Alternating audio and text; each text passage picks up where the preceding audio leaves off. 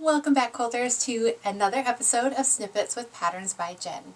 Today our tutorial is a taggy for little ones. I am using Minky for my taggy, and the squares are 16.5 by 16.5. You need two of them, and they can be matching or not matching, it does not matter. And then you need 15 ribbons. I recommend, as these guys are little, I recommend an assortment of ribbons, especially add some of those black and white and some red for those little ones. We are going to cut these at 5 inches. So each ribbon should be 5 inches long. So again, we have two squares, 16.5 inches, and by 16.5 inches, we're making a square, and then 15 ribbons that are 5 inches each. All right, so we are going to go ahead. We're going to start off by pinning our ribbons. Now, it doesn't matter where or what order you are putting these in, and I do like to pin instead of using the clips, but you can use the clips. But I'm going to pin so that I can easily pull them out, but also keep them straight. Now you want to make sure, we're going to be using a 1/2 inch seam allowance, so you want to make sure that your ribbons, as you're putting them, are going to be away from the edge far enough that you aren't going to catch them in your seam allowance. So we're just going to go ahead and pin. You want to do all 15 of them right now, and you want the taggies, the ribbons, you want them coming in this way. So you are going to fold them in half, wrong sides together on your ribbon, fold them in half. You're going to take the raw edge, match it up with the raw edge of your square, and pin in place. Okay, and again, you're going to do that for all 15 of these. And again, it doesn't matter the order, just play around with the color, see what you like, see what fits within, what your eyes are liking. And the babies and the toddlers are going to love it no matter what. So it does not matter the direction that you are putting these. So I'm going to go ahead, put this one up here, I think, our little fire truck.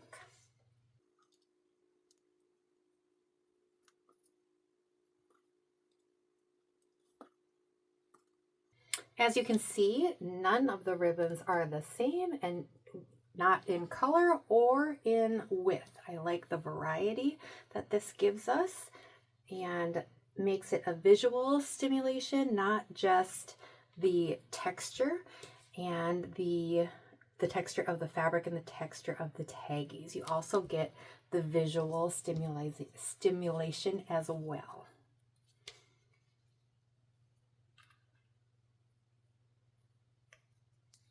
And you want your pins coming, the head of the pin on the outside of this, so that as you are sewing, you can pull that pin out before you go over it with your machine. You don't want to do that. And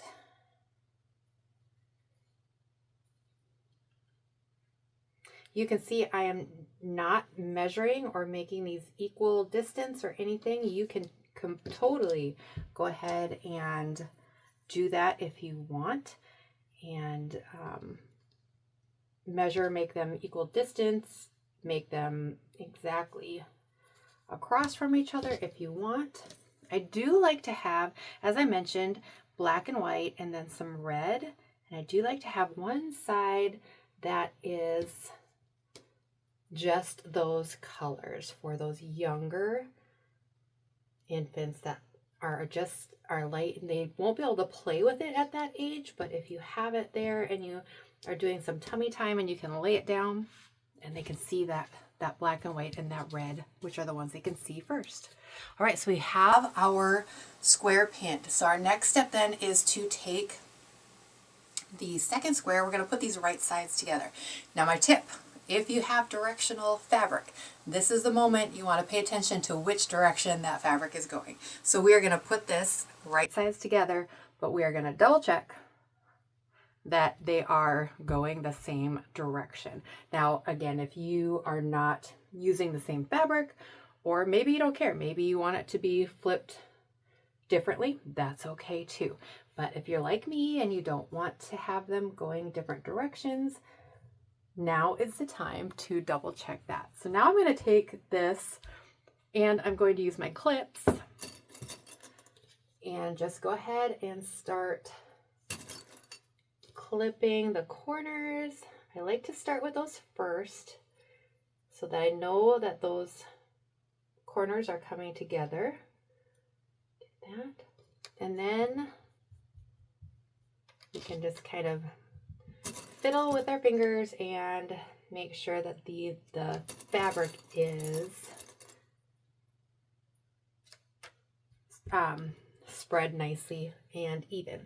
Now I'm going to take this to my machine and I'm going to switch out my regular 1/4 inch and I'm going to switch it out for a walking foot.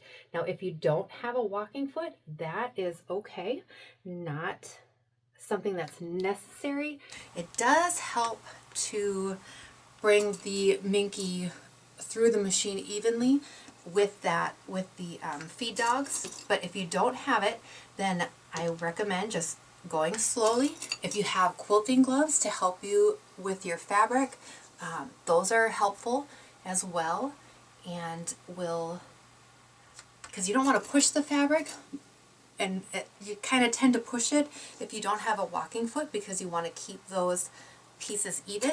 Well, if you have the quilting gloves, which are just gloves that have a little bit of rubber on the fingertips, if you have those, that helps you just kind of feel and guide the fabric in the square as it's going out or going under. So it's just a good way to help with not pushing that fabric through and letting the feed dogs do the work for you.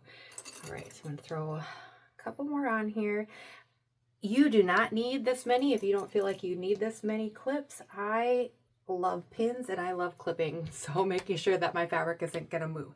Now my next tip then, we are going to be sewing all the way around and then we are going to flip it inside or right side out. So I want to, we don't need a big space, but I'm going to put my pins in this way as a reminder to myself to start here and go all the way around and end here. So I'll take you to the machine. We'll go through stitching that around.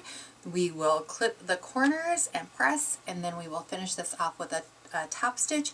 A lot of my tutorials are going to say this is a great time to use those special stitches on your machine, and it's true. We're doing a top stitch around depending on the fabric that you're using. Now I'm using minky, so maybe not necessarily a great fabric to do a specialty stitch or a pretty little stitch on. It's just going to kind of get lost in that softness of the minky. But if you're using a cotton, this is a great time to add a little flower around the edge, or any of those specialty stitches that you might have on your machine. Top stitching is a great place to use those stitches. So let's go to the machine, sew this up, and then we'll come back and press and finish it off. Okay, let's sew this taggy. We are just going to do a regular straight stitch for this, and it's going to be at a 1/2 inch seam allowance. And I'm going to start at my pin that I put in there to remind myself that I need an opening. And go ahead and take a few locking stitches. If you don't have a locking stitch option, you can try and back stitch, but that doesn't always work very well with a walking foot. And so instead you can take bring your stitch length all the way down as small as you can go, and go ahead and use the smallest stitch and take those stitches. That will lock those in for you really nicely. Okay, so we're just going to go ahead, sew all the way around. I don't really like the way that ribbon is going, so I'm going to fiddle with that a little bit. Looks like it got turned while it was in the process of being walked over here, so it's going to mess with it. All right, now that is fixed, keep on going.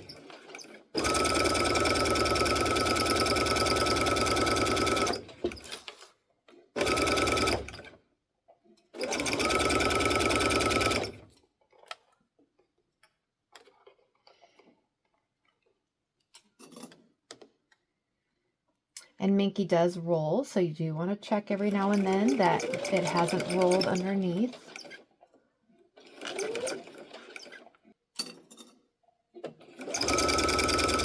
All right, so I did not think this through, so I'm going to ignore that pin. I need to sew this ribbon in before I use my opening. So now when I do these, I do sew, as soon as I know I've got my needle in that ribbon, I do pull the pin, so I'm not worried about going over it with my needle. All right, so now I'm going to have my opening. It's going to be a little smaller, but we're going to be okay. And we will cut the corners, trim those off.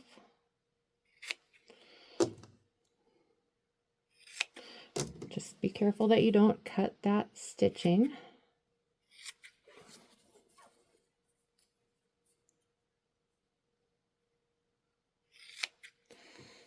All right.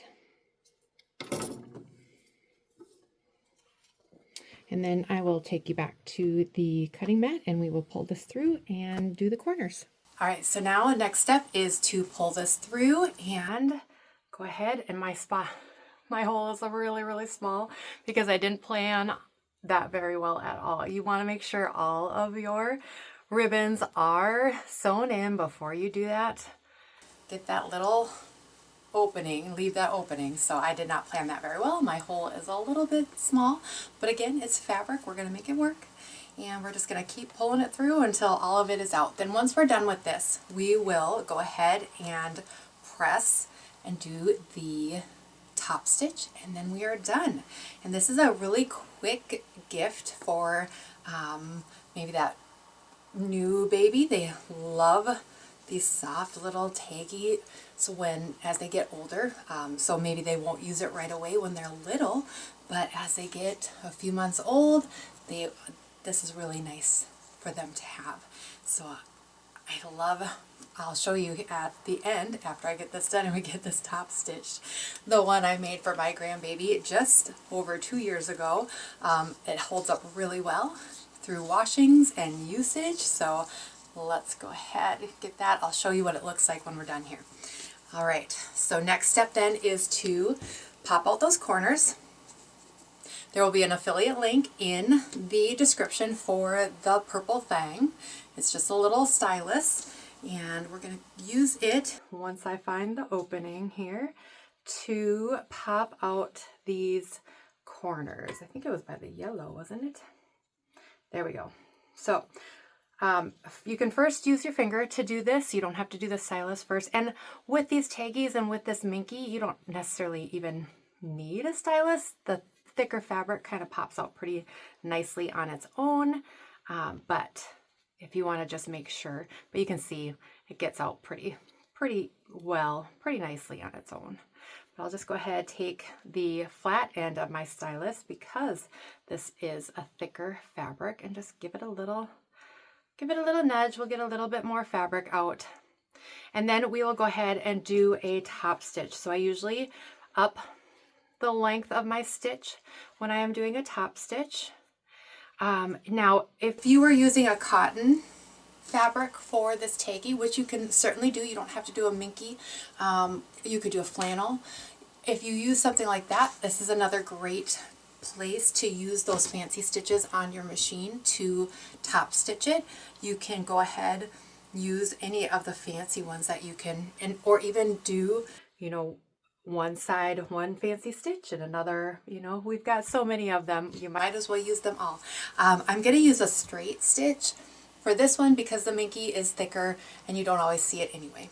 So we're going to press, and then we will take it to the machine. All right, so we're going to press this, and just take a second to kind of rub this fabric back and forth against each other to make sure that the seam is nice and centered. And you may want to skip this step, but I would really encourage you not to. I think that this just really helps you give a nice crisp finish to your project. And we've put this time into making it special and sweet for somebody that we care about, we might as well give it a nice finish as well. So we are going to give this a good press.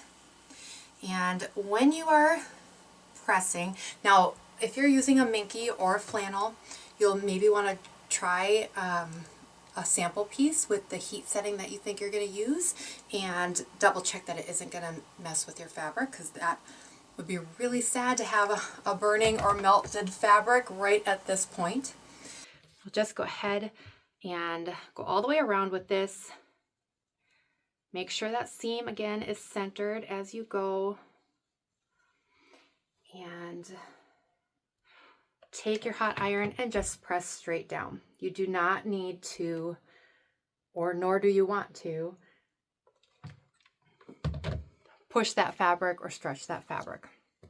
All right, last one, and then we will take this to the machine and do that last part, and then we have this sweet little gift. All right, let's go stitch this down. Okay, let's sew this top stitch and finish up our taggy. So with the minky, it really is nice. It just rolls in on itself and gives us that seam that we're already going to need, but you will want to double check that it is correct. I am going to, and so I've switched out my regular foot for the walking foot. I still have that here for my top stitching. I'm going to up my top stitch to a 3, but that's it. I don't want to go too high or too long with my top stitch because I have, this is going to get a lot of use, a lot of wear. We want the stitches to be a little stronger. I do want to use my walking foot I want the whole walking foot on my taggy. So, but I also only want a 1/4 inch seam for my top stitching. So I'm going to move my needle to the right.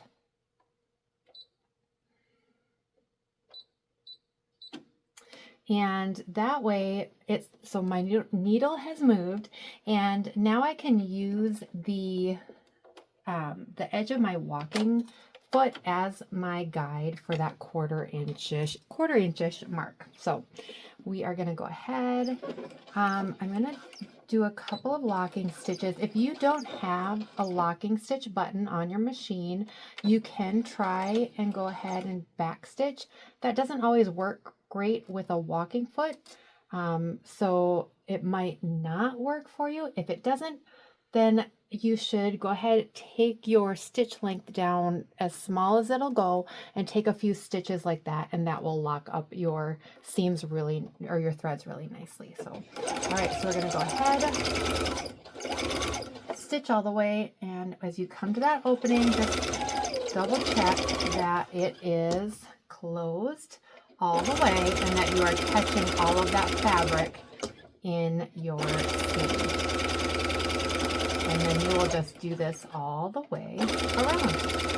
Okay, before I come around this corner, I'm going to just clip this thread to get it out of my way before I go over it. And then we will come around the corner. And I need to go a couple more stitches. Actually, probably just one. All right, we'll come around the corner, and then we will go ahead and just, again, you can, if you have a locking stitch, you can use that. If you don't, go ahead and try. If you're using if you're not using a walking foot, go ahead and back stitch. If you have it, you can try it. If you don't have a walking foot, or if you have a walking foot and it's not working to back stitch, go ahead, make your stitch length as small as it will go, and take a few stitches that way. And we are done with the taggy. Let's go take a look at it. And that's the tutorial for making a taggy for a special little one in your life. It's a quick little sew, but I think they will get years of use out of it. As I said, I would show you the taggy that I made for my little grandchild just over 2 years ago. It's the same fabric, but it has been used for a couple of years now. And even though they are not using it as a taggy, they are now using it as a doll blanket. So lots of use from this one little project. I will see you in 2 weeks for the next episode of Snippets with Patterns by Jen. Go make something you love.